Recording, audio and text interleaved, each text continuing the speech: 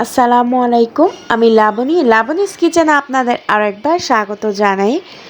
আজকে আমি আপনাদের ভীষণ মজার চিকেন ভেজিটেবল স্যুপ তৈরি করে দেখাবো। এখন কিন্তু শীত চলে এসেছে।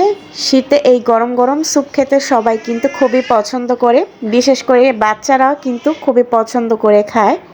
আমরা অনেকে দৌড় দিয়ে রেস্টুরেন্টে চলে যাই স্যুপ খাওয়ার জন্য। রেস্টুরেন্টে না গিয়ে কিন্তু আপনি চাইলে বাসায় এই ভেজিটেবল চিকেন স্যুপটা তৈরি করে নিতে পারেন। দেখবেন ঘরের সবাই পছন্দ করবে, ছোট থেকে বড় সবাই খুবই পছন্দ করে খেয়ে নিবে। কষ্ট করে রেস্টুরেন্টে গিয়ে আপনারা টাকা খরচ করতে হবে না, এখন থেকে ঘরে এই ভেজিটেবল চিকেন স্যুপটা তৈরি করে নিতে পারবেন। চুলাতে একটা কড়াই বসিয়ে দিয়েছি, তার মধ্যে 1 টেবিল চামচ সয়াবিন তেল দিয়ে দিলাম। চাইলে এখানে অলিভ অয়েলও ব্যবহার করতে পারেন। এখন 1 চা চামচ রসুন কুচি দিয়ে দিচ্ছি। রসুনটাকে মিহি করে কুচি করে নিয়েছি। রসুনটা এখন হালকা তেলে ভেজে নিব লাল লাল করে। রসুনটা যখন হালকা ভাজা হয়ে আসবে তখন আমি সেই পর্যায়ে 2 টেবিল চামচ গাজর কুচি দিয়ে দিচ্ছি। রসুনটা কিন্তু পুড়িয়ে ফেলা যাবে না, খেয়াল রাখতে হবে রসুনটা যেন পুড়ে না যায়। পুড়ে গেলে কিন্তু স্যুপটা খেতে ভালো লাগবে না, স্বাদটা নষ্ট হয়ে যাবে। গাজরটা হালকা করে ভেজে নেওয়ার পর এখানে আমি হাফ কাপ মুরগির বুকের মাংস ছোট করে কেটে তা দিয়ে দিচ্ছি। এখন মুরগির মাংসটাকেও তেলের সঙ্গে হালকা ভেজে নিতে হবে। গাজরটাকে কিন্তু আমি ছোট মিহি করে কেটে নিয়েছি যেন তাড়াতাড়ি সিদ্ধ হয়ে যায়। তো মুরগির মাংসটা কিন্তু ভাজা হয়ে গিয়েছে। এখন আমি 2 টেবিল চামচ টমেটো কুচি দিয়ে দিচ্ছি। টমেটোটাকে কিন্তু মিহি করে কুচিয়ে নিয়েছি যেন তাড়াতাড়ি গলে যায়। এখন আমি নেড়ে চেড়ে তেলের সঙ্গে একটু ভেজে নিব। একটু চেপে চেপে নেড়ে চেড়ে নিচ্ছি যেন তাড়াতাড়ি গলে যায়।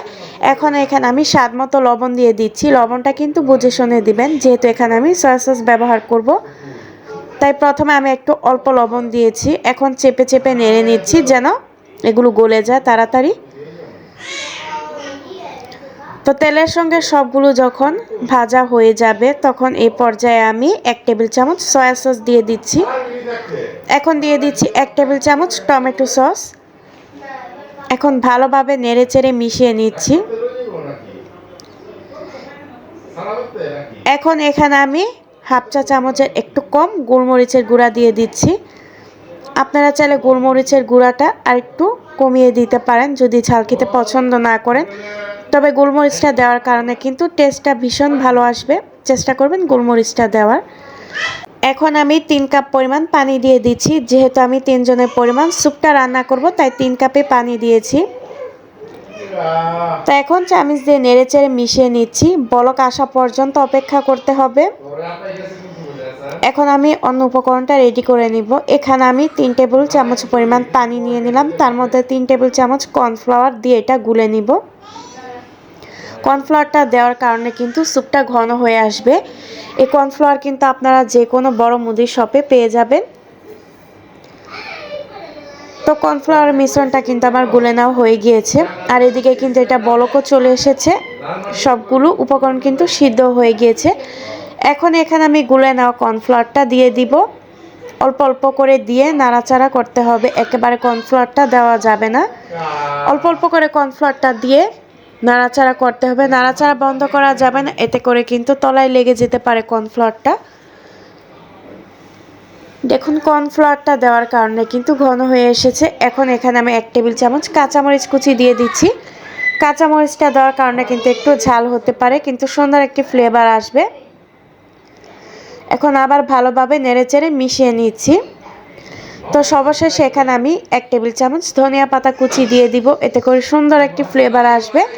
যখন স্যুপটা প্রায় হয়ে আসবে চুলাটা অফ করে কিন্তু ধনিয়া পাতা কুচিটা দিয়ে নিতে হবে। ধনিয়া পাতা কুচি দেওয়ার পর আমি একটু নেড়েচেড়ে মিশিয়ে নিচ্ছি। এখন আমি স্যুপটা গরম গরম একটা বাটিতে পরিবেশন করে নিব। তার জন্য একটা স্যুপের বাটি নিয়েছি। এখন আমি স্যুপগুলো একটা চামচ দিয়ে ঢেলে নিচ্ছি। দেখুন কত সহজে কিন্তু বাসায় আমি চিকেন ভেজিটেবল স্যুপটা তৈরি করে নিলাম। তো অনেকে কিন্তু সবজির স্যুপ বা থাই স্যুপ, অনেক ধরনের স্যুপই বাসায় তৈরি করে থাকেন। চিকেন ভেজিটেবল স্যুপটা একবার তৈরি করে খেয়ে দেখবেন, বাচ্চা থেকে বড় সবাই কিন্তু খুবই পছন্দ করে খাবে। আজকের মতো এখানে বিদায় নিচ্ছি। সবাই ভালো থাকবেন, সুস্থ থাকবেন। আল্লাহ হাফেজ।